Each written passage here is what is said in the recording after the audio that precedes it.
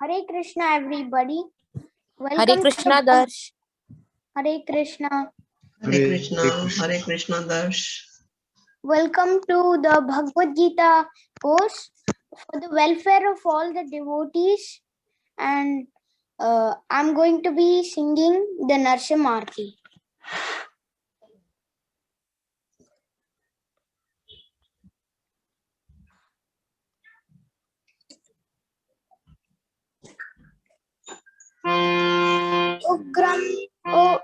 Ugram Veeram Mahavishnu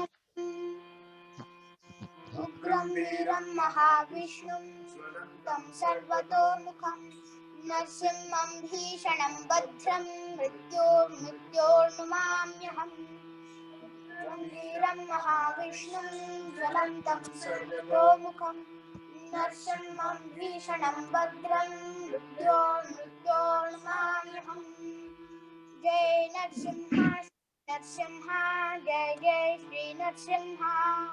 Prahladesho Jaya Padma, Mukha Padma Bringa. Shri Narsimha, Jai Jai Shri Narsimha. Prahladesha Jaya Padma, Mukha Padma Bringa. Namaste Narasimhaya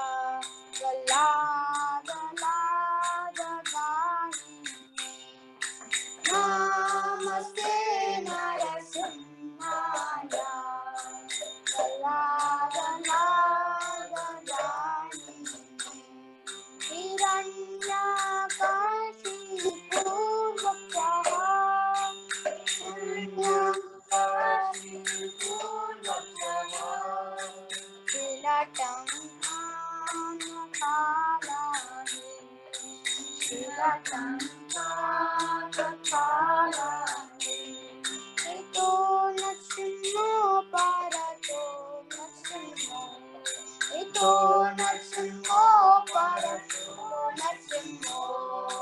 Yato yato yami tato narsimho Yato yato yami tato narsimho He narsimho Hridaye narsimho Narsimho Hridaye narsimho Narsimhamadin sharanam prapade Narsimhamadin sharanam prapade Tava kara kamala vare nakha Adhita shringa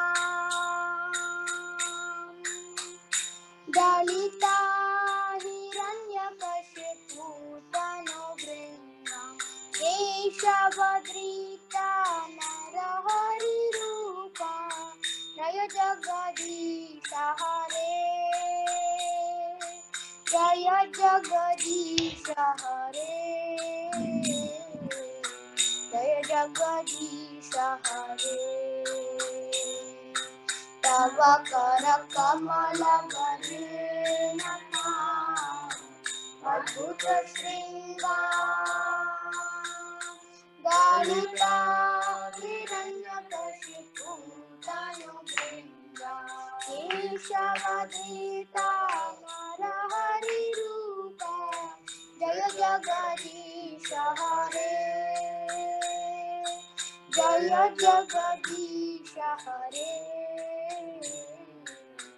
Jaya Jagadisha Hare Jayo Narsimhadev Jayo Narsimhadev Jayo Narsimhadev Jayo Narsimhadev Jayo Prahlad Maharaj Jayo Prahlad Maharaj Jayo Prahlad Maharaj Jayo Prahlad Maharaj Nitai Gaur Hari Bol Hari Bol Hari Bol Nitai Gaur Hari Bol Nitai Gaur Hari Bol Hari Bol Hari Bol Nitai Gaur Hari Bol Jaya Jaya Prabhupada Prabhupada Prabhupada Jaya Jaya Prabhupada Jaya Jaya Prabhupada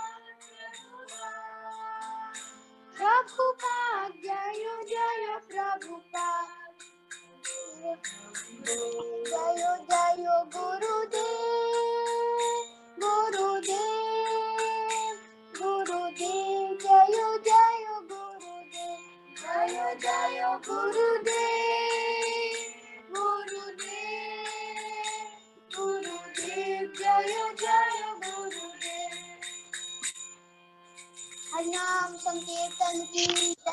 हरे कृष्ण महामंत्र की जय। श्री श्री नरसिम्हाती की जय। श्री श्री लक्ष्मी नरसिम्हा की जय।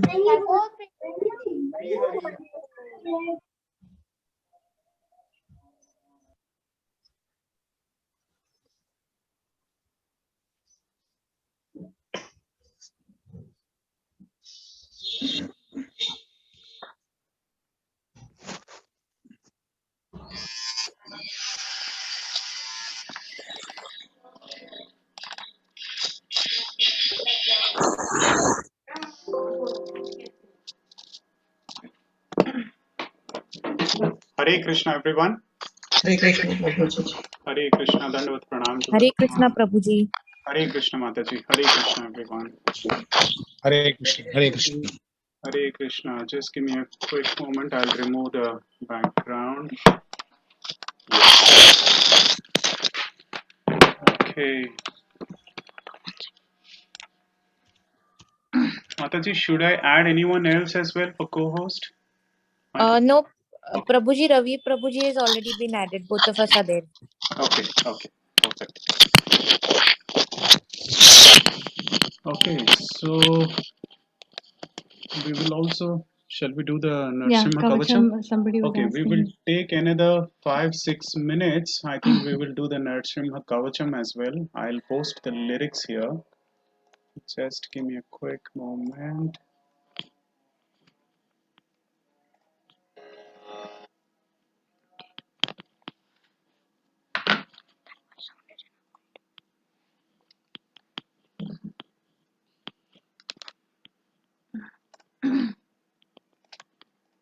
Okay.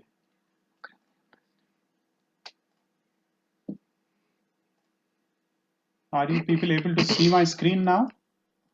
Yes, Prabhuji. Okay.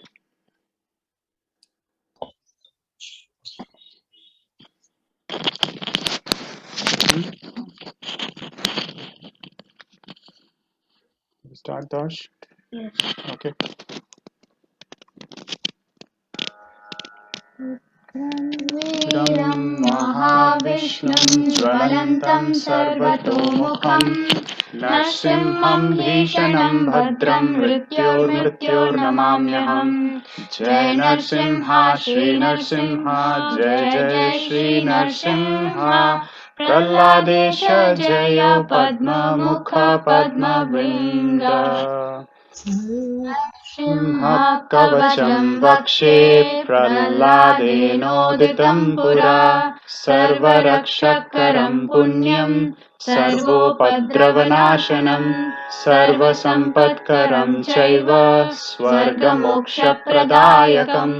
ध्यात्वा नरसिंहदेवेशं हेमसिंहासनस्थितं बिभ्रतास्यं त्रिनयनं शरदिन्दुसमप्रभम् लक्ष्म्यालिङ्गितवामाङ्गं विभूतिभिरुपाश्रितं चतुर्भुजं कोमलाङ्गं स्वर्णकुण्डलशोभितं सरोजशोभितोरस्कं रत्नकेयूरमुद्रितं तप्तकाञ्चनशङ्खाशं पीतनिर्मलभाषसम् इन्द्रादिसुरमौलिष्ठः स्फुरन्माणिक्यदीप्तिभिः विराजितपदद्वन्द्वं शङ्खचक्रादिहेतिभिः गरुत्मता च विनयात् स्तूयमानान्मुदान्वितं स्वहृतकमलसम्भाषं कृत्वा तु कवचं पठेत्।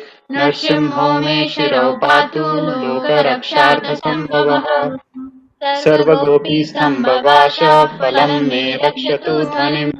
नरसिंहो मे दृशौ पातु सोमसूर्याग्निलोचनः स्मृतं मे पातु नरहरि मुनिवार्यास्तुतिप्रियः। नासं मे सिंहनाशस्तु मुखं लक्ष्मीमुखप्रियः सर्वविद्याधिपः पातु नरसिंहो रसनं मम वक्त्रं पातु इन्दुवदनं सदा प्रह्लादवन्दितः।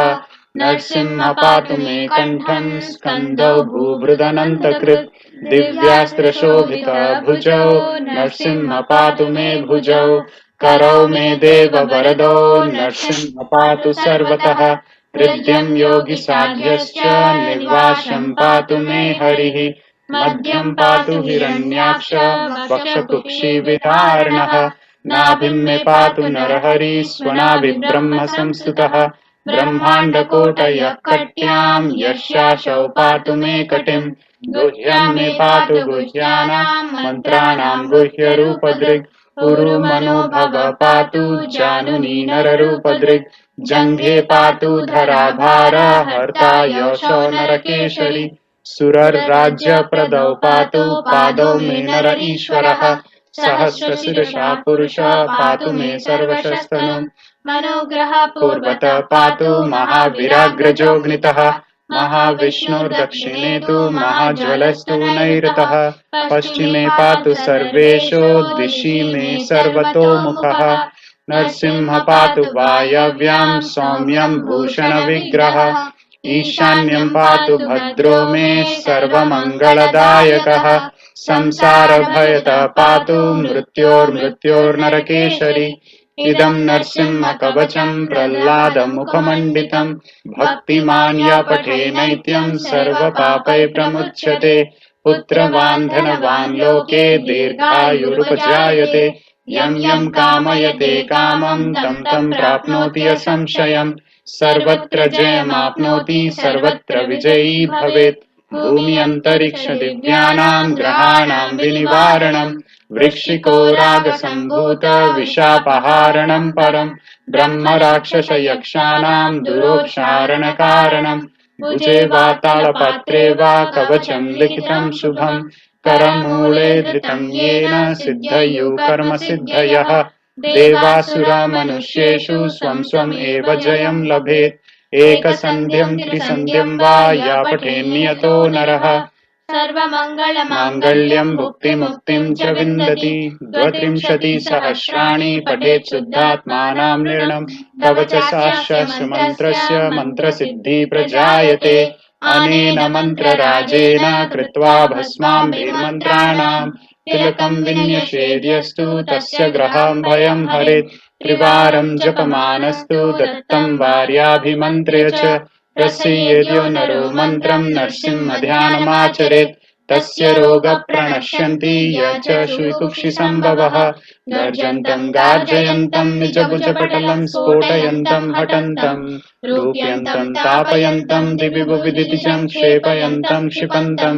क्रन्दन्तं रोषयन्तं दिशि दिशि सततं संहरन्तं भरन्तं वीक्षन्तं पूर्णयन्तं करनिकरसतैर्दिव्यसिंहं नमामि गर्जन्तं गार्जयन्तं निजभुजपटलं स्फोटयन्तं हठन्तं रूप्यन्तं तापयन्तं दिवि भुवि दितिजं क्षेपयन्तं क्षिपन्तं क्रन्दन्तं रोषयन्तं सततं संहरन्तं भरन्तं वीक्षन्तं पूर्णयन्तं करनिकरसिंहं नमामि गर्जन्तं गार्जयन्तं निजभुजपटलं स्फोटयन्तं हठन्तं रूप्यन्तं तापयन्तं दिवि भुवि दितिजं क्षेपयन्तं क्षिपन्तं क्रन्दन्तं रोषयन्तं दिशि दिशि सततं संहरन्तं भरन्तं वीक्षन्तं पूर्णयन्तं करनिकरसतैर्दिव्यसिंहं नमामि इति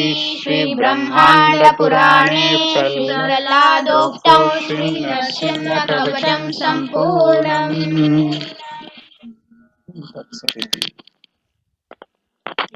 Yes, so this is an entire translation that we have for the Narasimha Kavacham, which was what you call recited by our Prahlad Maharaj, and it's the most pious, which vanquishes all kinds of impediments and provides one all protection. It bestows upon all opulences and can give one elevation to the heavenly planet. Prabhuji, you're muted. Prabhuji? Yes, I'm muted. Can you hear me now, Mataji? Yes, yes, Prabhuji. There is disturbance. Oh. Okay, let me. You're okay, Prabhuji, now. Okay, okay. It's okay, it seems, Darsh. That's fine. Yeah, so his mouth is wide open. He has three eyes. So each and every para which we just read, entire explanation of the Lord is explained here. How he is the radiant as the autumn moon. He's the embraced by Lakshmi Devi on his left side, and his form is a shelter of all opulences, both material and spiritual. Right? The Lord has four arms, and his limbs are very soft. He's decorated with golden earrings. His chest is resplendent like the lotus flower, and his arms are decorated with jewel studded ornaments. He is dressed in a spotless yellow garment. So basically, anything and everything about the Lord is explained over here, and with all his opulences, with all his various weapons, how he is seated, and how one should recite the following mantra, and which would protect. Who protects all the planetary systems and protects my head as well. That's what Lord, what you call Prahlad Maharaj recites this as and when the Lord rips apart the intestine of what you call Hiranyakashipu. He tries to remove the entire sins of Hiranyakashipu, which was sitting right inside the intestine of what you call Hiranyakashipu. That's what entirely is being explained here. One can chant this at any given point of time in the morning and in the sandhya as any to what you call remove so that we get seek protection from the Lord. Okay, with that, with this particular prayers, now we will enter into our chapters. Let's have a quick recap of what we discussed. Yes, let's have a quick recap. Let me unmute everyone. Okay, I think all are already unmuted. Yes, so what did we learn yesterday? Welcome once again for people who have just joined in. So we were Yes. trying, yes, today is the 7th. Fearlessness, Uh-huh. fearlessness, purification of existence, cultivation of spiritual knowledge, and simplicity, non-violence, truthfulness, freedom from anger, charity, tranquility, etc., etc. These are the essential qualities, and for people endowed with, I mean, we have to approach these transcendental qualities. Hari bol, Hari bol. You have made a note of all the qualities. Thank you so much, Prabhuji. Okay, let's try to also hear from someone else who can give us those 6 demoniac qualities or the worst things or which we have little bit traces within us as well. What are those? Demoniac qualities include Greed, lust, arrogance, conceit, Mm-hmm. anger, Mm-hmm. harshness, ignorance. Yes. superior Pride. complex, atheist nature, but Yes. too much attraction to the material world, Too much attract. discarding, Mm-hmm. discarding the values written in the scriptures, Very good points. Yes, very good points. What else did we learn yesterday? These are the three gates to Daiva, hell. Asura. Yes, we also discussed about the 3 gates to hell that leads us to hell, which is lust, anger, and greed, right?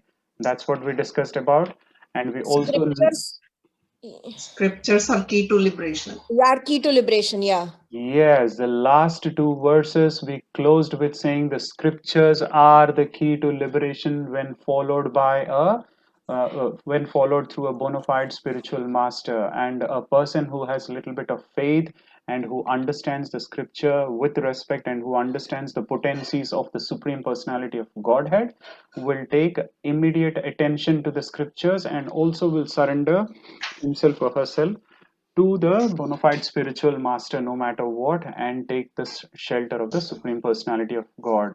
That way we will be able to purify our sins, not only purify our sins but also will be able to what you call curtail all our what you call demoniac qualities that we have or the traces that we have within us. That includes lust, greed, and anger, right? The most important are lust, greed, and anger. Apart from that, we also have too much in terms of what you call illusion, which we have because we are at times into ignorance and false pride, right? We have that pride as well, very much. So that is how we'll be able to curtail that. Now we will get into today's topic. I see one hand raised. Maybe I'll take only this particular question. Yes, Mataji, or you want to add something? Yes, Hare Krishna, Prabhuji, Hare Krishna, Mataji. Hare Krishna, Hare Krishna. Yesterday we were saying, you said that we should, study the scriptures and we should surrender ourselves to the Guru. We should learn these things from bona fide Guru, and we should surrender, and then thus we can open the path of our liberation, or whatever it is. Like we go from demonic qualities and so on and so forth.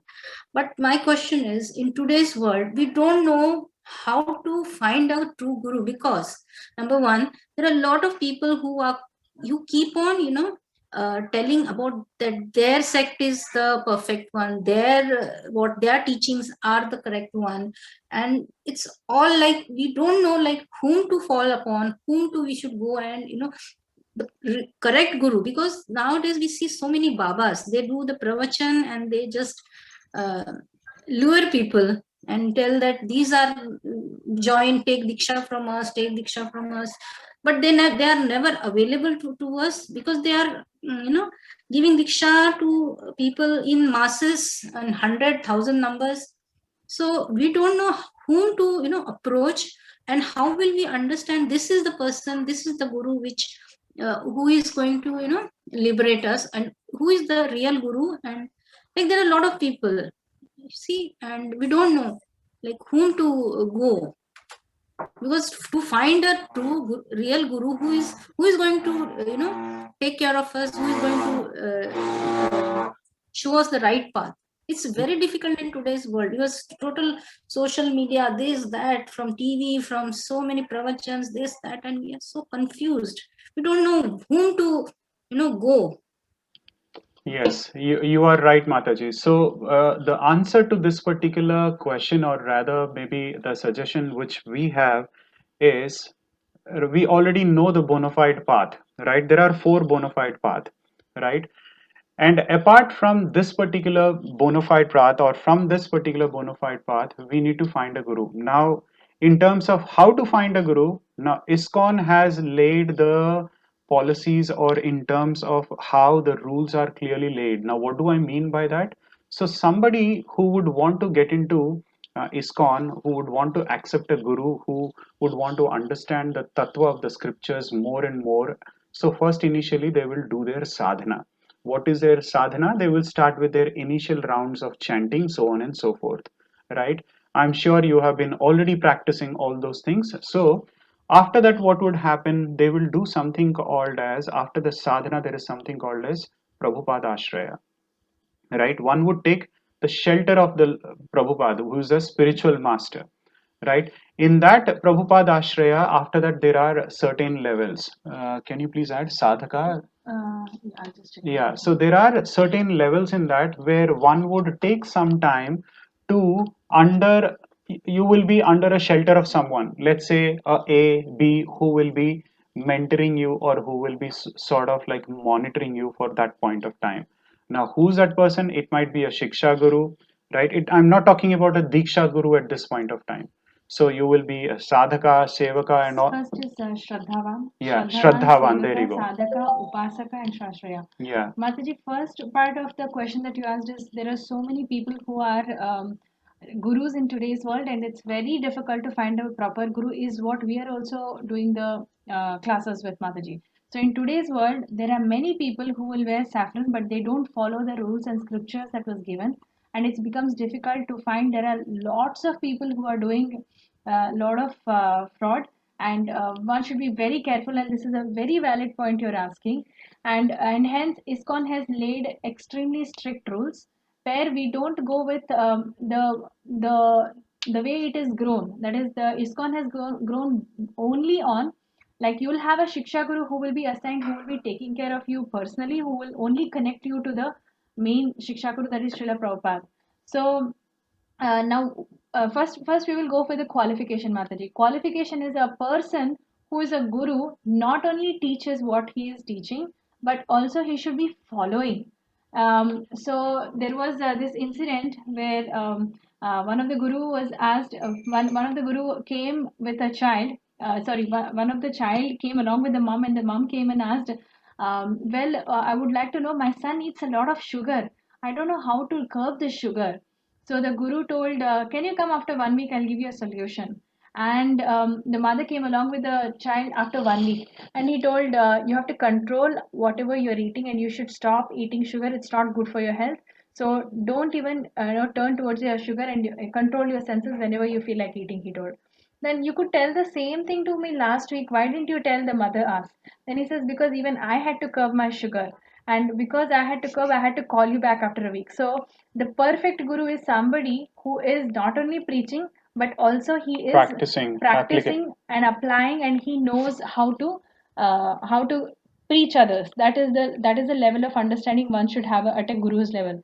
And fortunately, we have our ISKCON congregation is based on all the Shiksha Gurus who are taking care of all the devotees very nicely, and also because the association is so strong. Now you won't be directly always dealing with the gurus alone, but rather we will have an association of many devotees along with gurus who will be coming closer together. So this way, you not only have a ashraya of the Shiksha Guru who is personally teaching you, but Srila Prabhupada is our eternal Guru. So all of us are first taking the shelter of Srila Prabhupada, and then under a proper Guru who is all, because Srila Prabhupada is a realized soul. So we are all taking Srila Prabhupada as the we are taking his ashraya, and under that we have other Shiksha Gurus who train us, teach us, who are also realized, and they are grooming all of us. So there are various they're like Guru senior Maharaj. devotees. They're like senior devotees. One is a senior devotee who is a Shiksha Guru, and second one is the Diksha Guru who gives you Harinam Ashray. So you will start with Srila Prabhupada, where around 6 months it would take for you to take you'll have to practice chanting for almost 6 to 7 months, and then later you will come into the phase of getting this Harinam Ashray, where you can take the Diksha from one of the gurus in ISKCON. But And it we is have many. not that easy that one would automatically get the Harinam. Or so people, what these days they think is getting a Das added to a name. For example, my name is Samba Shiva, or let's say Mamata. So it's not that I will get tomorrow a name called as Samba Shiva Das or some initiated name.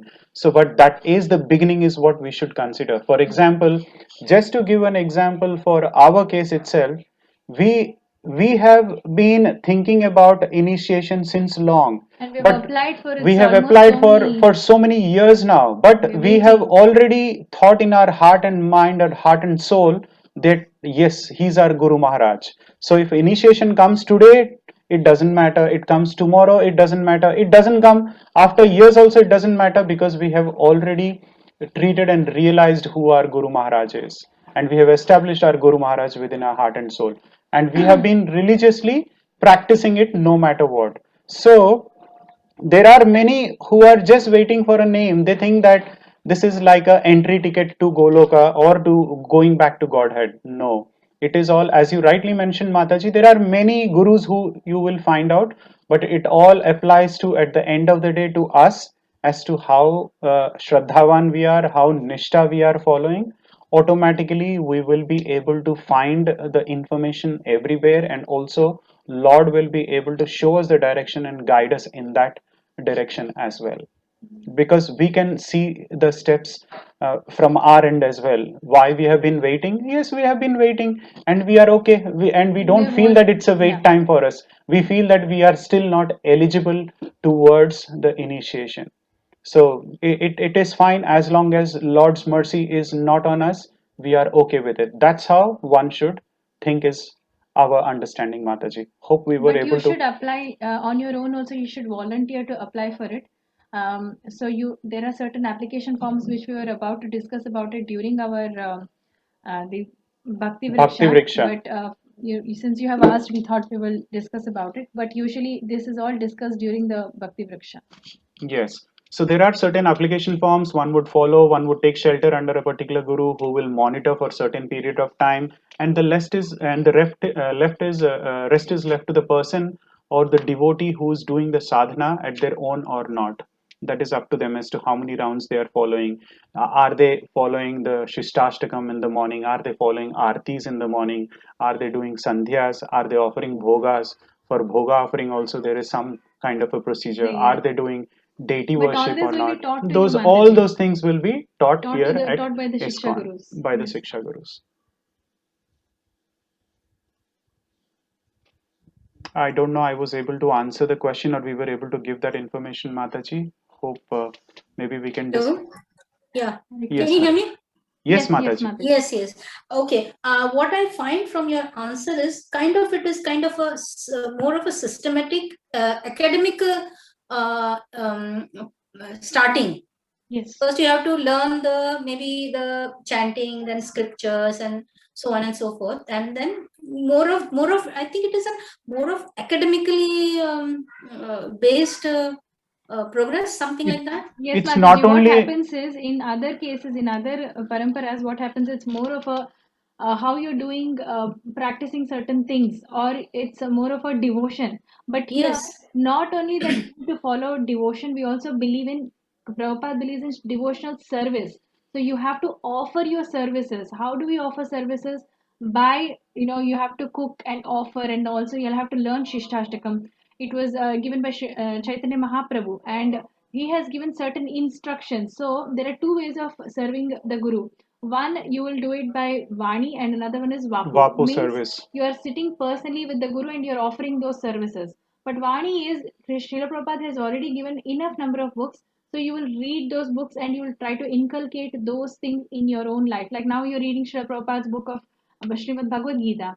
So like this, there are various scriptures. You don't need to do all of them, but get aligned to one, get aligned and be with, ISKCON Mangaluru for some time.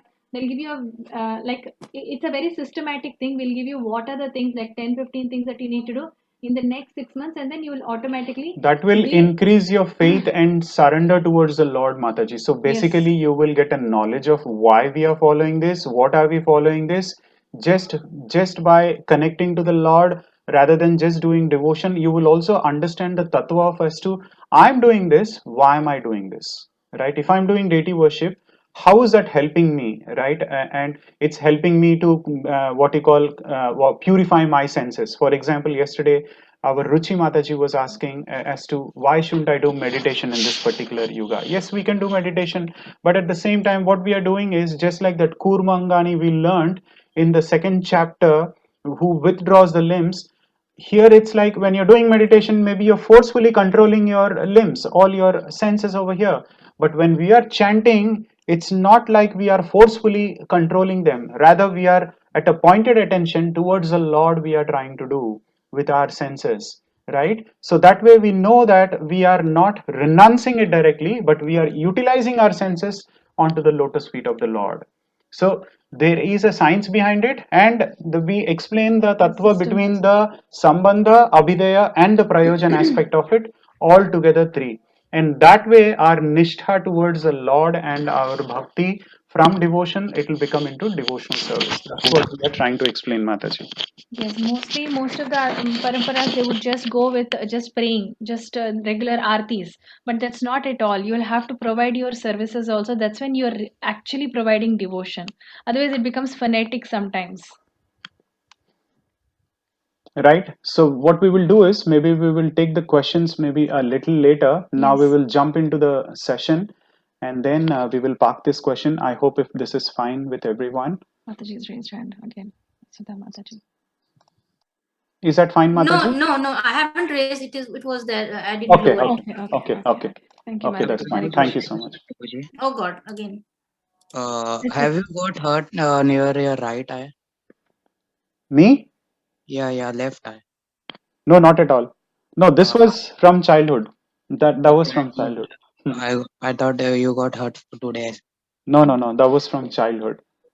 Thank you so much for observing that. Okay, with this, I'll take your permission to what you call mute you all, and then we will get into today's topic of the divisions of faith. Let me quickly share our screen. Are you people able to see our screen? Sorry. Okay, can one of you people confirm if it's fine? Yes, Prabhuji, it's fine. Okay, perfect. Thank you so much. Okay. Okay, we'll offer our prayers to our acharyas and to the Supreme Personality of God once again, so that we can get into the divisions of faith with their shelter, taking their shelter. Om Om Ajnanatimidandhasya अज्ञानतिमिरान्धस्य Jnananjanashalakaya ज्ञानाञ्जनशलाकया Chakshirunmilitam चक्षुरुन्मीलितं Yena yen Tasmai तस्मै Shri Gurave नमः Namaha Shri Chaitanya श्रीचैतन्यमनोभीष्टं Manobhishtam Sthapitam स्थापितं येन Yena भूतले Bhutale Swayam स्वयं रूप Rupa कदा Kada मह्यं Mahyam ददाति Dadati स्वपदान्तिकं Swapadantikam वन्देऽहं Vandeham Shri Guru श्रीगुरो Shri Yuta श्रीयुतापदकमलं Padakamalam Shri Gurun श्रीगुरून् Vaishnavamscha वैष्णवांश्च Shri Rupam साग्रजातां Sagrajatam सहगना Sahagana रघुनाथान्वितं Raghunathanvitam Tam तं सजीवं Sajivam Sadvaitam Savadhutam Parijana Sahitam Krishna Chaitanya Devam Shri Radha Krishna Padan Sahagana Lalita Shri Vishakhavitamscha Nama Om Vishnu Padaya Krishna Presthaya Bhutale Srimate Bhaktivedanta Swaminiti Namine Namaste Saraswate Deve Gauravani Pracharine Nirvishesha Shunyavadi Paschatya Deshatarine Jai Shri Krishna Chaitanya Prabhu Nityananda Shri Advaita Gadadhara Srivasadi Gaura Bhakta Vrinda Hare Krishna Krishna Krishna Hare Hare Hare Rama Rama Rama Hare Hare Hare Krishna Krishna Krishna Hare Hare Hare Rama Rama Rama Hare Hare Hare Krishna Krishna Krishna Hare Hare Hare Rama Rama Rama Hare Hare. That's it. Right. So all our teachings are based on His Divine Grace A.C. Bhaktivedanta Swami Srila Prabhupada, who's the founder Acharya of ISKCON. ISKCON is nothing but International Society for Krishna Consciousness.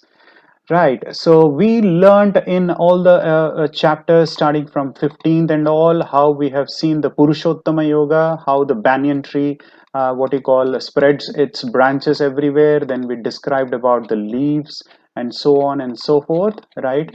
We saw how we have those material in this particular material the entire banyan tree is spread, and how the modes of the material nature binds us or entangles us. Then with that information we ventured into chapter 16, where we learned about faithful followers of Shastra who are called as the divine forces. We learned about the 26 qualities of divine, and we also learned about the faithless people who has those 6 demoniac characteristics. In fact, we also have those demoniac characteristics within us, each one of us, in traces, and we need to curb them. But which category does a man fit who follows with faith something other than the Shastra? What does it mean? In this particular topic, we will also see people who have divisions of faith, who follow with faith, and there are someone who follow something other than Shastra. Where do they belong to? Is he in the mode of goodness, passion, or ignorance? We will try to understand that from this particular chapter. Krishna explains the faith dictated by his acquired modes of material nature in this particular chapter, right? He tries to explain. With this we will be able to understand more about the Supreme Personality of God and those kind of people who follow something else other than the Shastras. Right. So the divisions of faith is acronymed with what you call the term as face. What is the face all about? The acronym, the first verses, the 7 verses talks about the faith of the people, then the various austerities one perform till the 19th verse, and then people get into charity, right? There was one of the question which we parked about charity. Maybe we will answer that particular question today, and then finally we will see who's the true enjoyer, or Sarvaloka Maheshwaram Bhoktaram Yagyatapasam. We will talk about that. So we will see the types of conditioned faith in the divisions of the faith, or the in this particular chapter. Right, as usual, Arjuna tries to help us, or Jiva, with an inquiry. He starts with an inquiry here. So he straight away starts with which category does someone belong to? Arjuna Vacha Ye Shastra Vidhim Utsirjya Yajante Shraddhayanvitaha Tesham nishtatu ka Krishna Sattvam aho rajastamaha. Arjuna inquired, O Krishna, what is the situation of those who do not follow the principle of scriptures but worship to the Lord or to whomever it is according to their own imagination? I repeat, what is the situation of those who do not follow the principles of scriptures but worship according to their own imagination? Are they in the mode of goodness, or are they in the mode of passion, or are they in the mode of ignorance? That is what Arjuna's question is. So what does it mean here? We need to understand this point over here, that we also learnt about what you call the 26 characteristics over there, that is the divine qualities we learnt. And moreover, we also learnt about what you call the 6 demoniac characteristics in the earlier chapter. And here Arjuna is clearly asking, what is the situation of these people who are doing? Are they faithful? Are they faithless? Are they demoniac? Or do they belong to the intermediate category? So we all know what are faithful people. Faithful people are somebody who typically worship the Lord according to the scriptures, right? They gradually elevate to their stage. They follow maybe at the karma kanda stage, they get into it. All the yoga ladders they might get into. First, they might pray the Lord because of their fruitive desires or material desires.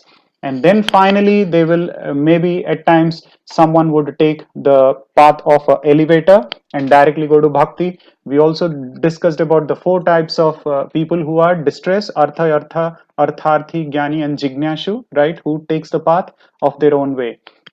And yesterday in depth, and also the previous chapters in depth, we learnt about the demoniac or the asuric bhava people, one who do not even follow any principle of scriptures or the injunctions of the shastras, is called a demon. That is clearly understood, which we saw that yesterday, right? And also at times one who follows a demigod for their sensual pleasures to become monsters also are called as demoniac people, right? Now Arjuna is not asking these 2 categories. He's asking about those people. For example, as shown in this picture, you would have seen some people walk on the what you call charcoal, right? They do their sort of piercings. They go through extreme penances and austerities, which we will see that in the upcoming. What are those kind of people is where he's very curious to understand, because they follow their own rules which are not mentioned in the scriptures. And what do? There are some people who create themselves as God, right? They think that themselves are God, or some Babas, as Mataji was trying to ask a question, which might not fall in that category, but there are some Babas who say, you do this, you do that, you will get over there, or you will get elevated over there, or you will get into the mode of goodness, passion, and all. So this is exactly what he's asking. So he's asking here, do such persons attain the perfectional stage of life, or what would happen to those kind of people? Do they also get into the mode of demigods, or what is that he is trying to ask the question here? So let's try to understand the answer from Lord Shri Krishna, what he gives here. So how do we acquire faith? The Supreme Personality of Godhead said, according to the modes of nature acquired by the embodied soul, one's faith can be 3 kinds. One is in the mode of goodness, one in the mode of passion, or in the mode of ignorance. Now here about this is what the Lord is trying to explain here, that the modes that one has acquired among themselves or within themselves will fall under that particular category. By now you would have already guessed, the people who do not find the who do not get into the shastras, who follow the shastras are in the mode of goodness, or in the mode of pure goodness. But people who do not follow the demons, they are almost very high on ignorance. And these kind of people, they might think that they are in the mode of goodness, but they are also in the mode of passion and ignorance. We will hear that in the 3rd verse from what you call from the Lord. O son of Bharata, according to one's existence under the various modes of nature, one evolves a particular kind of faith. The living being is said to be of a particular faith according to the modes he has acquired, right? So we need to understand how Sorry about that. So we need to understand how the influence of the modes of material nature act in our body, right? So we need to consider them very carefully and study the modes within us very carefully, and that's how we can what you call elevate our consciousness accordingly, and always try to be situated closer to goodness or almost in goodness, and elevate ourselves if we are in goodness to Shuddha Sattva, which is pure goodness, rather than blindly following or believing one particular faith that we have as a mode within ourselves, right? So here that is exactly what Lord is trying to explain here. We need to understand what is our original position, which we already know, which is to connect to the Supreme Personality of Godhead. And because we are the eternal fragmental parts, or we are the infinitesimal spark of the Supreme Lord, we are Anu and his Vibhu. We are very clear.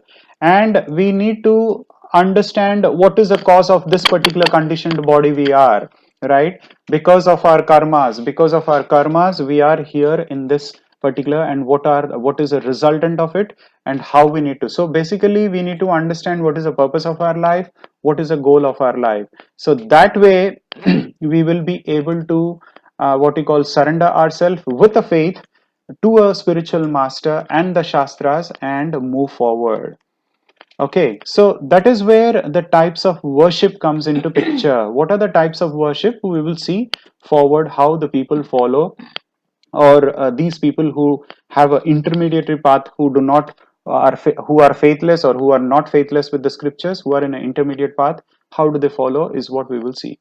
Yajante satvika devan yaksha rakshamsi rajasah Pretan bhuta ganamschanya yajante tamasa janaha. Men in the mode of goodness worship the demigods, right? Mode of goodness worship the demigods.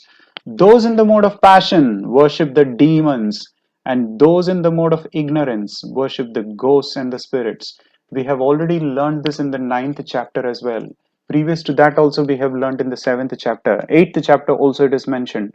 Now again it is being emphasized here that men in the mode of goodness worship the demigods, right? Those in the mode of passion, they worship the demons, and those in the mode of ignorance, that is how one's faith may be towards one kind of a worship, right? So when goodness is contaminated, what happens? What happens when the goodness is contaminated? Now they are tainted with different modes. So then what happens? They get into certain worships and principles according to their whims and fancies, and at times they get into so much of mode of goodness that they would want to achieve anything and anything at any cost. So that way what would happen, they might get into some kind of a devotee, or they might what you call take the shelter of some brahmana who's ready to give some instructions just to gratify their senses or for some fruitive desires.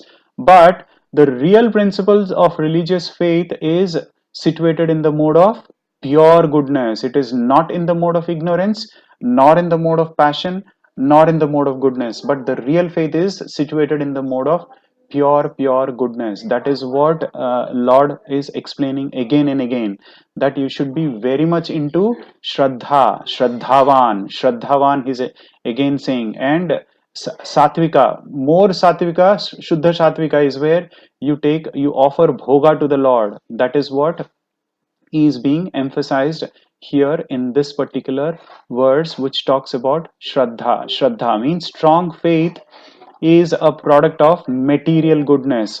Remember, we spoke about the 4 characteristics of people who surrender to the Lord. They surrender to the Lord because of their own whims and fancies. So with some faith or the other, they come to the Lord. But the person who surrenders to the Lord will not have any desire, any material desire whatsoever. Right, moving forward, this is what we can understand from here, right? So who would worship Krishna? Whenever they worship Krishna, it's for sure that they will go to Vaikuntha Loka or Krishna Loka. So in what mode they are? In the mode of pure goodness. Why they are in the mode of pure goodness? Because they do not have any fruitive desires at all. They are continuing to do their prescribed duties. At the same time, they are not bothered about what are the results are. They leave it to the mercy of the Lord. That is how they are. Like there are certain worshippers who just worship the demigods for a what, for a particular purpose or a reason they worship, right? And what is the destiny of them? They will attain heavens because they are situated in the mode of goodness. However, there are some people who worship the demons, the worship the demons. Why? Because they are in a mode of passion. That is why they worship the demons. What would happen? For example, there was one scenario where it is clearly mentioned in our purport. One of the person was worshipping Hitler in the Second World War, right? And we all know what is Hitler. We don't have to name here. So, and we are sure what is the destiny one would attain. And there are certain people, certain class of people who worship ghosts and spirit, worshipping dead spirits, ghosts, and all that. We know for sure where would they lead to. Basically, if people are wondering why do they do it, because of their sexual pleasure. Most of the times in the Shastras it's written they do that because of sexual pleasure. And we all for sure know that what is the destiny of such people? They attain the ghostly planets. Okay, now which mode or guna is above the three modes which we already learned? Pure goodness is the mode which is called as Shuddha Sattva Guna, which is worshipping Krishna, is what is we have learned so far. Moving further, now this is about the people who do not believe in anything, and it is named as the frog philosophy. Let's see why is it called as a frog philosophy. Those who undergo severe austerities and penances not recommended in the scriptures, right? Performing them out of pride and egoism, who are impelled by lust and attachment, who are foolish, mudhas, and who torture the material elements of the body as well as the super soul dwelling within, are to be known as demons, right?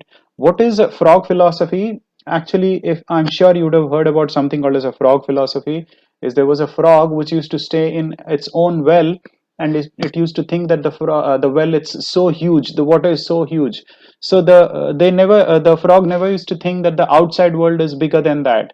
Then once the outside frog comes into picture, then the frog asks, how big is the outside world? How big is the Atlantic Ocean? The outside frog says that I'm from the Atlantic Ocean, and so on. So the frog who was always in the well used to think that this is the Atlantic Ocean for this particular well. How big is? Then it, and we all know the rest of it, which blows up, and blows up, and finally it dies. So basically, these are those kind of people. They are not in the mode of goodness. So people who are in the mode of goodness, what would they do? uh, at least they will do certain offer to their worship some demigods or the other for material benefits. But people who are in the mode of pure goodness, they offer to Krishna or to Vishnu, right? Who are in passion. In the scriptures it's clearly written passionate god is like Lord Brahma, right? And people who are in the mode of ignorance, they basically they feel that they will get all the vardhan or boons from Lord Shiva by worshipping Lord Shiva. That is how they feel.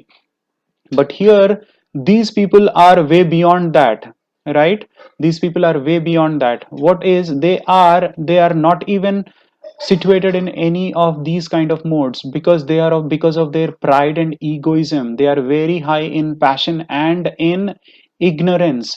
That is why they are into unnecessary acts where they you would have heard what you call, they torture their material body, right? You would have seen in I'm not able to recollect. I think in South India there is a festival called as Kavadi as well, almost similar to this. If you see what this guy is doing, he has pierced what you call kind of a string, iron string, and the rest of the people are pulling through that particular string as well. So such intense, I don't know what is the cause of such intense or severe austerities and penances. Like it's as good as that they are fool. It's nowhere written in the scriptural injunctions as well for such kind of penances over here, right? And if we read these verses and the purports, there are many kind of information written about Panchopasana and all that worshippers who deal with it, like different people like Vaishnavas, like Shaivats, Sauryas, and all that. All the information is written in the what you call, in the purports of Srila Prabhupada. If you would want to, you can go in depth about understanding further about these severe austerities which people do. But however, the Vaishnavas, for them it is all Om Tat Sat or Krishnarpanamastu. They always what you call offer their prayers or sacrifices or their anything as such to Lord Vishnu or Krishna as such. Moving further, now what would it describe what we are? It will describe basis on you are what you eat. We will see in the following verses right now. So we learned about the modes, we learned about the certain divine and demoniac nature within us, and now we're going to talk about ahara shuddha sattva suddhi, right? We're going to talk about the food aspect as well, which is very, very important, because the food that we eat today is what we are today, right? So this is very important. You can make a note of this and you can see for yourself if at all you are on a different mode altogether or a different tangent altogether. You can try tweaking your food habits and then you can see for yourself. Let's see that. Food in the mode of goodness. Foods dear to those in the mode of goodness increase the duration of life, purify one's existence, right, and give strength, health, happiness, and satisfaction. Such foods are juicy, fatty, wholesome, and pleasing to the heart, right? So it's clearly explained here the foods that are in the mode of goodness, right? Very clearly it is explained in the foods that are more in the goodness. So basically what we act, our mode of goodness or our modes also comes into picture from the austerities that we do, from the food that we eat, and how we follow, because how we follow our devotional path will also depend on the food intake or the sattvic food, which we have learned in the earlier chapters as well, right? We can try to understand that. So here there are points that are being mentioned here. The mode of goodness will have certain points. Okay, the mode of goodness will have certain points. What are the points? It increases the duration of life, right? It purifies one's existence. You can see how dark, which fresh, juicy, fatty they are, wholesome. And these foods are very, very pleasing to the heart. Why? Because it gives strength, it nourishes our health, happiness, and also it gives complete satisfaction. And this is what is called as the food that is situated in the mode of goodness. Now let's try to see the food that are there situated in the mode of passion, right? The foods that are too bitter, too sour, salty, hot, pungent, dry, and burning, right? We can see what's coming out from his mouth, are dear to those who are in the mode of passion. Such foods causes distress, misery, and disease, right? So we all know these are like very spicy, chatpati, too bitter, too sour, too salty, hot, pungent, right? It's like your mouth will be stinking literally, whatever. And these foods are like very dry, burning, and this itself causes what? Distress, misery, and disease. So very clearly it is mentioned by the Lord himself. Distress. Why? It refers to the pain. While eating itself you're going through so much pain. Imagine what would happen the next day, right? Misery, depression. After eating these foods you will not feel active or you will not feel so healthy, just like the way we were looking at these food intake. You will not even feel so light, so tempting, so juicy and fatty they are. But here it is completely opposite. And finally at the end what would happen? The results will be felt immediately or a very in a very short period of time, where we will get into disease. That's what it's explained here. This one, foods that are in the mode of ignorance, right? Foods prepared more than 3 hours, more than 3 hours before being eaten. Food that is tasteless, decomposed, and putrid, right? Putrid, literally putrid. And food consisting of remnants and untouchable things is dear to those in the mode of darkness. And I hope we don't need any elaborative explanation for this. The foods that are cooked more than 3 hours before eating, right? One might ask, so Prabhu, what do we do? At times prasadam also we offer prasadam in the morning, and at times we take in the lunch. At times there might be a break of or a 3 hours or 2 hours or 4 hours, or what do we do for such food? Once and twice in a blue moon or once in a time, yes, it is fine, which is offered as a bhoga to the Lord and accepting it a prasadam. However, continuing that particular same habit is not good, is what we are trying to say. So these are the foods which are really like decomposed, which have been prepared yesterday, kept in the fridge. There are some which I have seen when I was in leading a bachelor life. Many of us used to do that. Stock all the items or stock dal for almost 2 days, 3 days, and add tadka to it and then keep eating them. Right? I still remember those days. I'm sure many of us will be still continuing that. So that is what is being mentioned, because after 3 hours it starts getting decomposed. Right? I'm sure there are many doctors on this particular call. I'm sure they would agree to this, and I'm sure they will be able to add certain value or information as well to this. So that are called as the foods that are in the mode of ignorance.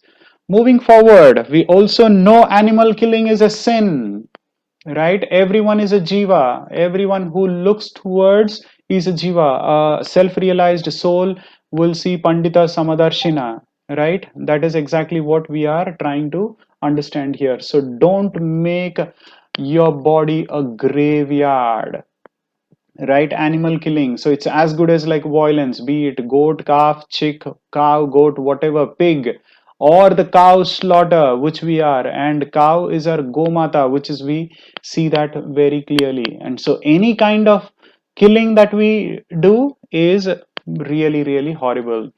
So now one might ask a question, okay, Prabhu, so the plants are also jiva. What do? We are also killing them and we are also eating them. Yes. So what we are doing is, while we are eating the plants, we are offering them to the Lord. So does that mean I can cook chicken and mutton and also offer to the Lord and then can eat? No. So basically the plants have a very lower consciousness, and on top of that, whenever you try to break a twig or the fruits or pluck the fruits, the plant can grow, but the same doesn't apply to the jivas over here, right? It's a matter of our consciousness as well. That is exactly what we are trying to explain here again and again. So if you are in a delusion or an illusion thinking that how do I get proteins and fats, Prabhu, it's not there in vegetarian food, then it means we are still in the mode of ignorance. We have not even realized what it is. And this is exactly why we were emphasizing the fact about onion, garlic as well. Onion, garlic intake are very high in tamasic and in passion foods. It will stimulate our glands in such a way that we will become more into tamasic and more into passionate as well. It's clearly mentioned in the Shastras as well. And a big no to any kind of animal slaughter over here, because there are enough amount of proteins that are available in many lentils, split peas, grams, beans, etc., whole wheat, etc. Right, moving forward, these are the decomposed foods. Very occasionally, most of us blindly we take bread. Bread and sandwiches are our solid or our regular food in the breakfast, right? So, and we don't even think twice.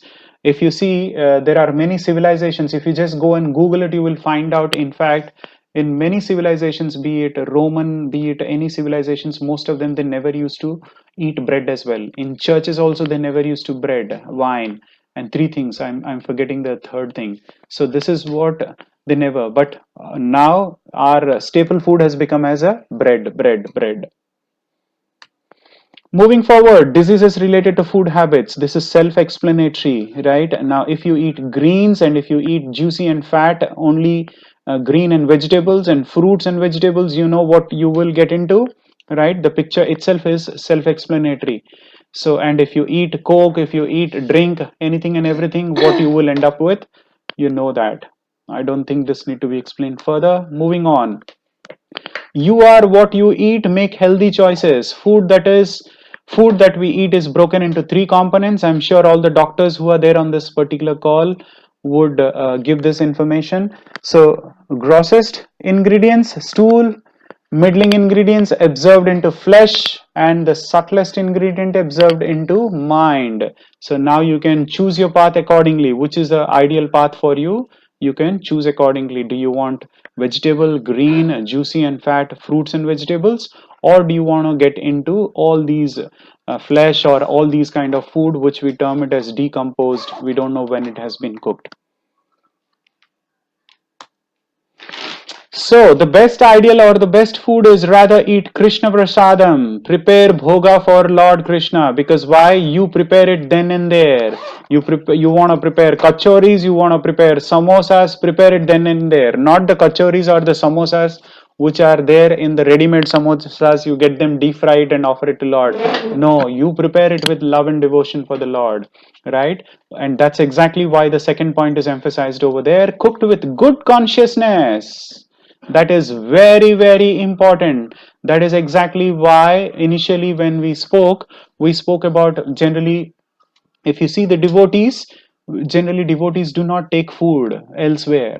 Why? We don't know what is the consciousness that has gone into it, right? Offering to Krishna with love and devotion, honoring Krishna Prasadam, and then we will ultimately know the results of taking Krishna Prasadam, right? The first thing that anyone does is whenever somebody gets into ISKCON temple, most of them get into ISKCON temple for Krishna Prasadam, right? So that's how our like we are purified. We are literally, we are like very soon we will be like cleansed or purified. Our consciousness will be purified with the Krishna Prasadam.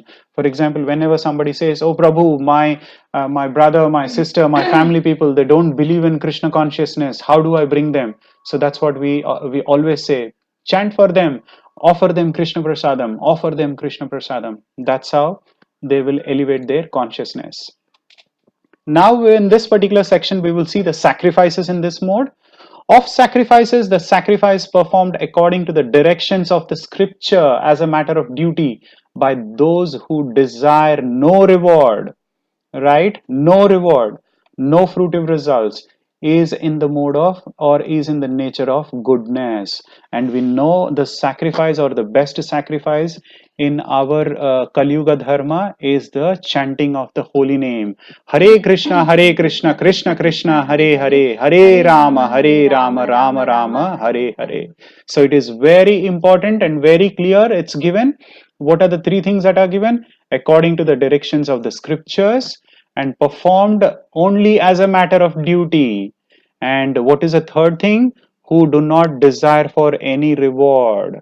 Because generally what happens is we do sacrifices or we do yajnas or homas or whatever it is, thinking that yes, we want something in return. But no, these people, they do not do anything in reward. So yesterday one of our Prabhu was asking, how about in ISKCON, still till now there are some yajnas that are being done, but we learned that yajnas were done in some other yuga.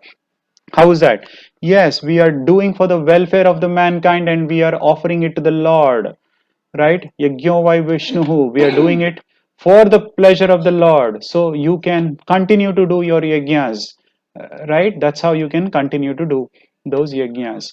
That is exactly what we understand from here. Moving on, that's what we describe. The prescribed dharma in Kali Yuga is a Sankirtana yajna. So while doing these austerities or while doing these sacrifices, there are certain things which we need to keep in mind. What are the main aspects of keeping in mind?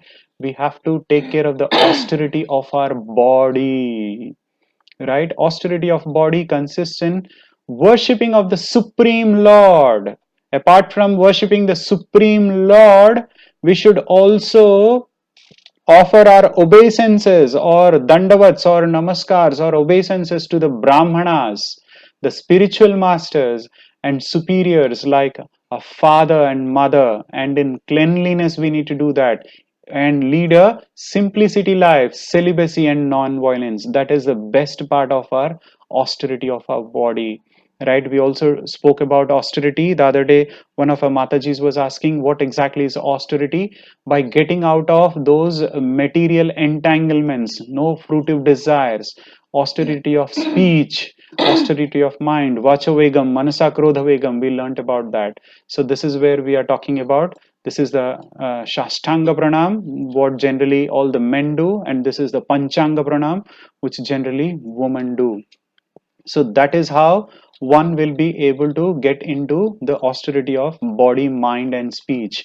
So it's clearly mentioned about how one can get into the what you call body, mind, and speech by following cleanliness, simplicity, celibacy, and non-violence, and apart from worshipping the Supreme Lord.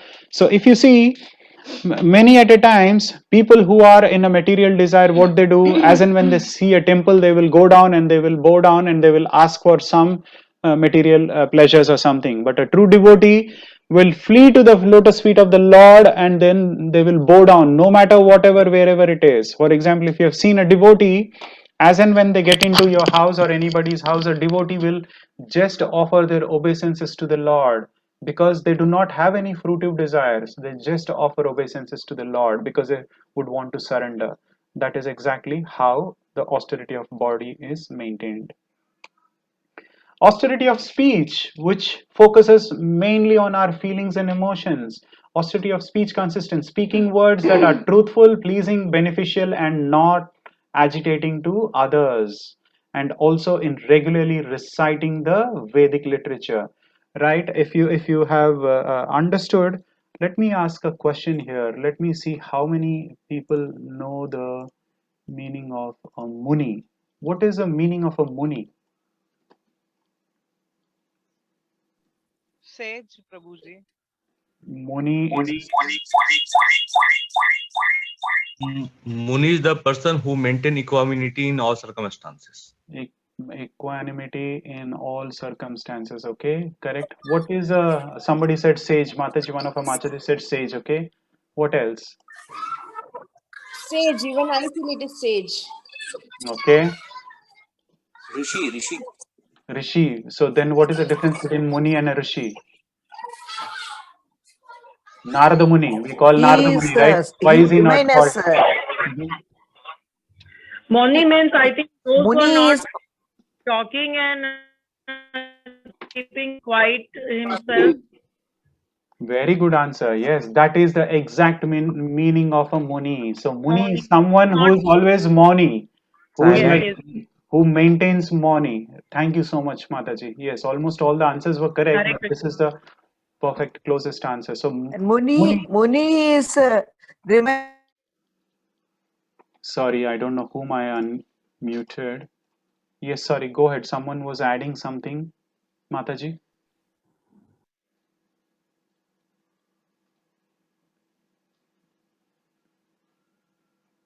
Okay, I think you got muted, Mataji. He will not give his opinion. He will be a sakshi. He will be observant. He will be a observing person actually. Yes, so this particular person who is always Moni, he will only speak where it is required. And what does he speak? He will only speak the tattva of the Lord. He will not speak anything, no prajalpa for him. There is nothing for this particular person, there is nothing called as prajalpa. He will only speak about the tattva of the Lord or the facts about the Lord. Thank you so much. So this is what we are talking about, the austerity of speech, which will be pleasing, which are beneficial, right, and not agitating to others, right? This is exactly why it is mentioned, not agitating to others. But one might wonder, but there are certain spiritual masters. At times, they give very harsh instructions, or they chastise as well. Yes, a spiritual master or a teacher is someone, if required for his students, it is required for them to chastise or give them proper instructions so that we follow on the right path. Moving further, we saw the austerity of body and speech. We will also see the austerity of the mind. And satisfaction, simplicity, gravity, self-control, and purification of one's existence are the austerities of the mind. Why? With this, we will increase the gravity in thought, satisfaction, self-control, purification, and so on and so forth. That is what is explained in the austerity of mind. Now, how do we cultivate the gravity and the thoughts in our mind? Right? By training our mind. How do we train our mind? By utilizing our intelligence. How do we utilize our intelligence? focus on only or dovetail anything and everything that are related to Krishna consciousness. Do not deviate anything beyond Krishna conscious activities. Always avoid something called as sense gratification, sense gratification, sense gratification, and also avoid something called as the material desires. Right, that way we will be able to what we call cultivate gravity in our thoughts. And how does mind derive satisfaction? Mind will derive satisfaction with what we call with good thoughts. At times the satisfaction is derived for people who are into material desires with their sense enjoyment, right? However, we should not divert our mind. So this way we have to follow something called as the previous one what we just discussed, simplicity, right? Here we discussed celibacy and austerity, cleanliness. All those things will help us in the austerity of our mind. That way one will be able to purify one's existence, right? And this way our dealings also will be a very straightforward dealings. This is the main mantra for controlling our mind. In this way we will be able to detach ourselves from the material desires or material entanglements and focus on the lotus feet of the Lord.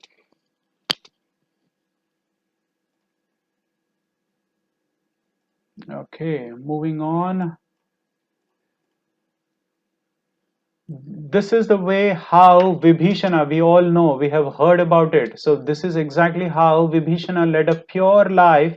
Even though he was surrounded by the demons, he used to take care of the three things: body, speech, and mind. And that's exactly at the end of the day what happened. We all know he was declared as a king of Lanka. Right, body, mind, and words, that is speech, are something which talks about us. What are the austerities that a devotee perform? A true devotee takes care of this threefold austerity performed with transcendental faith by men, not expecting material benefits at all, but engaged only for the sake of the Supreme Lord, is called austerity in goodness, right? They, all the devotees, they are situated in very high faith. With complete surrender they have devoted to the Lord, and that's exactly why very soon they will be able to elevate themselves to the transcendental stage. What is transcendental stage? Which is beyond ordinary, right? The transcendental stage is beyond ordinary because they are not mudhas. They do not do anything and everything that a ignorant person will do, right? What would a ignorance person who's situated will do? Will torture, literally will torture the body, which we saw, right? They will do sorts of what you call karma kanda activities, or at times it might destroy and injure others as well. That is how they will do. Just like what we saw yesterday, one of the slides, Hiranyakashipu was trying to do extreme penances. And why do they do? Because of their passion and ignorance, out of pride, just for out of pride, just to make others feel that they are degraded and just to make feel that one is superior.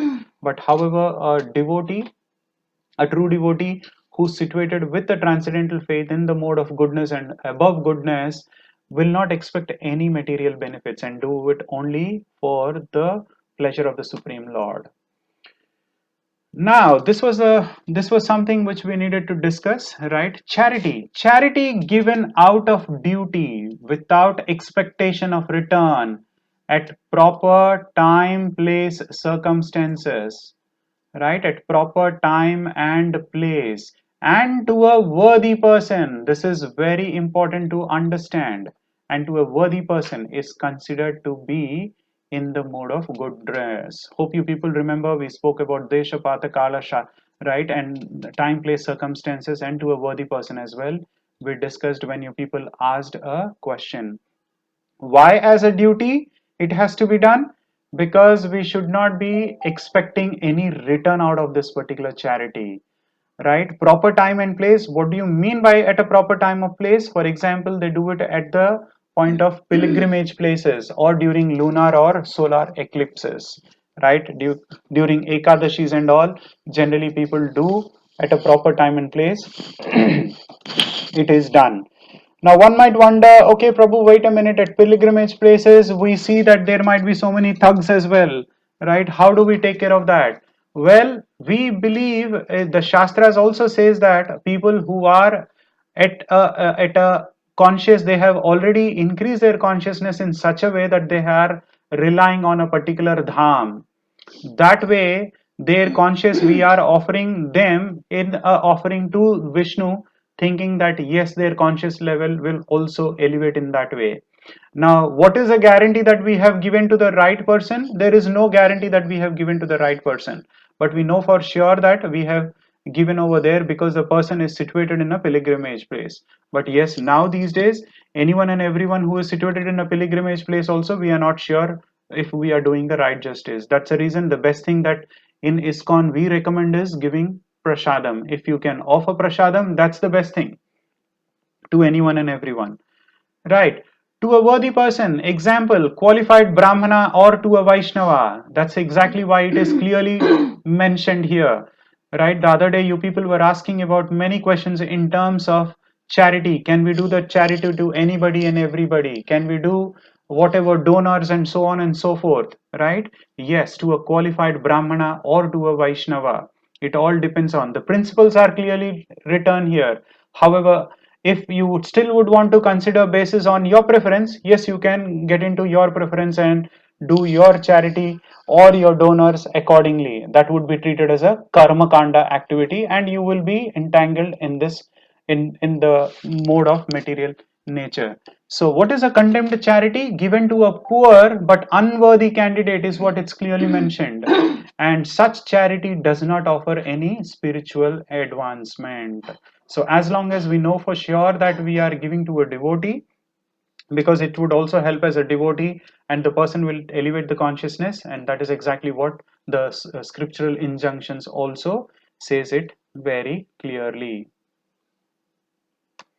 Moving forward, there are people who offer charity. Why? They offer charity just because of passion. Why?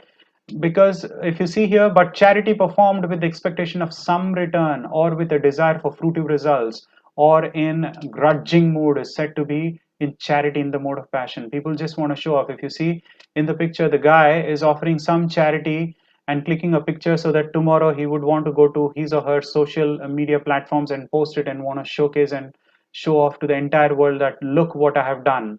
But the charity in passion, because they are expecting something in return, right? They are desiring for some fruitive results, and also they are doing it in some grudging mood. Oh, you have done it. Oh, somebody has done it. Let me also do it. This is what their real essence is. And sure, they will get into the repentance mode sooner or the later, and they will also get into many troubles during that time. Charity in ignorance. Many a times we give charity without knowing, and charity performed at an impure place, at an improper time, to unworthy persons, or without proper attention and respect is said to be in the mode of ignorance. If you see how many aspects are mentioned here, 5 aspects are mentioned here. What are there? At an impure place, improper time, unworthy persons, and without proper attention, right? No proper attention, no proper respect is said to be in the mode of ignorance. If you see, the guy is already with a cigarette and smoking as well, and it says, help, I need money for weed. And this is exactly what we do. So at times what we do, blindly we go and give charity at many circumstances to many organizations, and we do not know what these organizations are dealing it. However, our intention or our consciousness is, oh, I'm doing in the mode of goodness. I feel that whatever I have done it, now it is rest is left to Lord. No, we also take the fruits for that. Whatever they indulge in it, we also take the fruits for it. We are equally responsible for those fruits. Now, this is the end of the section Om Tat Sat. Let's see what is Om Tat Sat means. From the beginning of the creation, the 3 words Om Tat Sat were used to indicate the supreme absolute truth. And we all know who's the supreme absolute truth. The supreme absolute truth is also called as the supreme personality of Godhead, who is Lord Krishna himself. These 3 symbolic representations, which is Om, Tat and Sat, were used by Brahmanas while chanting the hymns of the Vedas and during sacrifices for the satisfaction of the Supreme. Why? Basically, they used to do getting free from the defects in one's sacrifices, austerity, and charity. So, after doing any sacrifices, austerity, and charity, first of all, we all know when do you do a sacrifice or a austerity and charity. We already learnt about that. And when we are doing yajnas and homas, we don't even expect any material benefit of it. After doing all that, still we utter the word Om Tat Sat, because we just want to ensure that we are free from the defects of whatever we have done. That's exactly why the other day one of our Matajis were also asking, why do we say Krishna Arpanamastu? Yes, we have offered it to you with a ending as Om Tat Sat. If there were any defects, please purify my consciousness and my efforts and my duties which I have done as well. That's what we are completely surrendering to the Lord over there. Let's see each one of them. What does it describe? Right? Om describes, what does it describe? Therefore, the transcendentalist undertaking performances of sacrifice, charity, and penance in accordance with scriptural regulations begin always with Om to attain the Supreme. Om means Vishnu. We are calling the name as Vishnu, right? Om Tat Vishnu Paramam Padam. That's what we say, right? Everything is offered to the lotus feet of the Lord. The lotus feet of Vishnu are the supreme devotional platform. That is exactly why anything and everything we offer it to the lotus feet of the Lord. And there are various references that are mentioned in the purports. We can see various Upanishads and Vedas that has been given, and how one would chant the Vedic hymns with reference of the Om. Tat. What does Tat describe? Without desiring fruitive results, one should perform various kinds of sacrifice, penance, and charity with the word Tat. That's what it means. The purpose of such transcendental activities is to get free from material entanglements, right? The Tat is describing or detaching our work for the sake of liberation. We don't want to get binded with it. For example, if you see in the picture, all the kind of activities are being performed here, right? However, whatever activities or prescribed duties we are doing, we are not getting entangled by using Om Tat Sat, right? We are detaching our work, these activities done with disregard for fruitive results. That is the main essence of this particular word called as Tat. Let's try to understand the 26th and the 27th verse, which talks about the Sat aspect of it. From the Om Tat Sat, the absolute truth is the objective of devotional service, and it is indicated by the word Sat. The performer of such sacrifice is also called Sat, as are all works of sacrifice, penance, and charity, which, true to the absolute nature, are performed to please only and only to the Supreme Person or the Supreme Personality of Godhead, O son of Pritha. Lord clearly describes here. What is it? There are three aspects of it. One is Sat means who's called as Sat, the absolute truth, and the performer who's doing is also the Sat aspect of it, and all the works of sacrifice. What are the works of sacrifice? Charity, penance, sacrifice, yajnas. Why? All these are not done for fruitive results, rather they are performed to please the Lord, are also called as the Sat aspect, right? Lord is called the Sat, the performer is also called the Sat, and all the sacrifices, charity, penance, and everything that are performed just to please the Lord is also called as the Sat aspect. Because here we will see the true spiritual nature of a devotee who is already at a very high transcendental path or a aspect of it. That is exactly how these all the verses talks about here. Om Tat Sat. Om Tat Sat is used when initiating a person also, right? Or when initiating a homa fire also it is used. For closing also it is used, or any sacred thread ceremony is also used. I'm sure many people who have done this thread ceremony also will understand this. That is how it is done. And during cooking also, while offering to the Lord also it is being used. While offering bhoga to the Lord, you can straight away, one might wonder, oh, can't I just do the chanting of the holy name of the Mahamantra? Excellent, we can follow it if we don't have to remember. The other day one of our Matajis were asking, can't we just do Om Namo Bhagavate Vasudevaya? Yes, you can do Om Namo Bhagavate Vasudevaya, but the easiest is where Rather than invoking the Lord, the easiest is we are invoking the Lord with the potencies of the Lord, that is internal potencies, which is Radha as well, and that's how we are chanting the Lord's names as Hare Krishna, Krishna Krishna, Hare Hare, Hare Rama, Rama Rama, Hare Hare. Moving on, what is Asat? This is the completely opposite of Om Tat Sat. What does it mean? Anything done as sacrifice, charity, or penance without faith in the Supreme. Without faith in the Supreme, O son of Pritha, is impermanent. It is called Asat and is useless. Why is it useless? It is useless in both in this life and in the next life.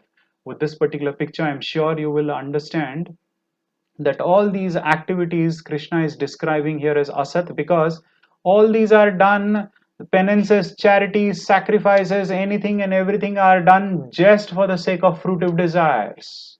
Just for the sake of fruitive desires and nothing else. That is exactly why these are called as Asat. These people, do they have faith?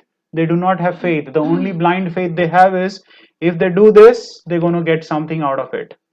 Right? That is what they believe in it. So the best ideal way, what we have to do is, this is exactly why the emphasis of faith in the Supreme Lord is emphasized again and again. Right? The ultimate goal of the Vedic instructions has to be followed. Is followed because we have to follow the ultimate faith of instructions, because we need to understand Lord Krishna. By understanding Lord Krishna, we will be automatically situated in a transcendental stage. Once we are situated in the transcendental stage, we can utilize the scriptures very well and follow the austerity of our body, mind, and speech. That is how we will be able to do it. And that is exactly why the path of Krishna consciousness, dovetailing all the activities or any prescribed duties that we are doing in the path of Krishna consciousness, will lead us towards that path by following through a regular spiritual master, by taking shelter of a regular spiritual master, is the true essence of it. So when faith matures, this is called as a true love of God, which is the ultimate goal for any and every living entities, because we will start seeing each and every living entity as a jiva, and we will be able to see the Paramatma in everybody and everybody. That's what we have learned in our earlier chapters as well. Pandita Samadarshana. That was all about our faith, the divisions of faith that we learned today. With this, we end our chapter here, today's chapter. Let's again chant 3 times. Hare Krishna, Krishna Krishna, Hare Hare, Hare Rama, Rama Rama, Hare Hare, Hare Krishna, Krishna Krishna, Hare Hare Rama, Rama Rama, Hare Hare, Hare Krishna, Krishna Krishna, Hare Hare, Hare Rama, Rama Rama, Hare Hare. With this, I hope we are elevating our consciousness, and I hope that in this 17 days we have at least gradually elevated, and we are leading to a path towards our Krishna consciousness, into a devotional path or bhakti yoga. With this, we will get into our question